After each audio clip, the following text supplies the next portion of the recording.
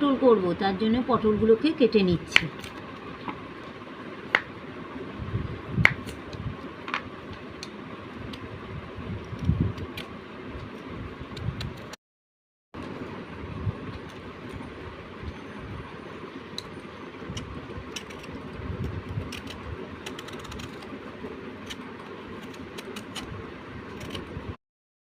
এবারে এটা কেটে নিয়ে ভেতর থেকে বীজগুলোকে বার করে নেব, করে করে বীজগুলোকে সব বার করে নেব।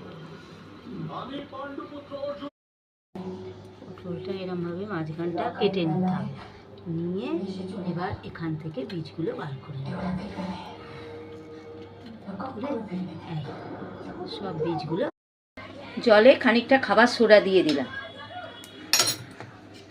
জলটা গরম হয়ে গেছে, এবার পটলগুলো দিয়ে দিচ্ছি। ক্ষীর পটলের পটলগুলোকে সেদ্ধ করতে দিয়ে দিলাম। 2 মিনিট পটলগুলো সেদ্ধ করে নিলাম, এবার সব তুলে নিচ্ছি। সেদ্ধ হয়ে গেছে। 1 কাপ জল দিয়েছি, 1/2 কাপের একটু বেশি চিনি দিয়ে দিলাম। এবার শিরাটা, চিনির রসটা মধ্যে ওই সেদ্ধ পটলগুলো রসে দিয়ে দিলাম। আর 5 মিনিট এটা সেদ্ধ হোক রসে। 1 চামচ গোলাপ জল এতে দিয়ে দিলাম, দিয়ে এটা এবার 5 মিনিট সেদ্ধ হোক। পটলগুলো এবার রসে সেদ্ধ হয়ে গেছে, এবার এগুলোকে তুলে নেব।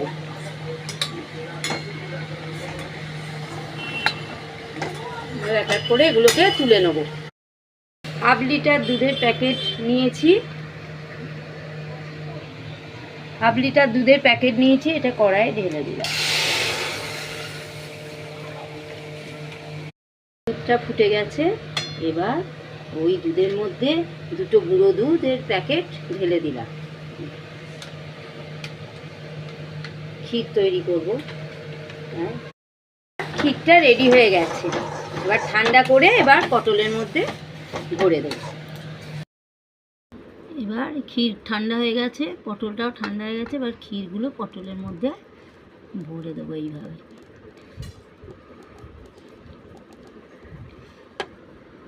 চামচ করে এই ক্ষীর নিয়ে প্রত্যেকটা পটলের ভেতরে এইভাবে ভরে দিতে হবে। হয়ে গেছে, ভরে এই ড্রাই ফ্রুটগুলো কুচি করে উপর দিয়ে ছড়িয়ে দেবো। আমন্ড, পেস্তা, কিশমিশ, যার কাছে যা ড্রাই ফ্রুট থাকবে কুচি করে উপরে ছড়িয়ে দেবে।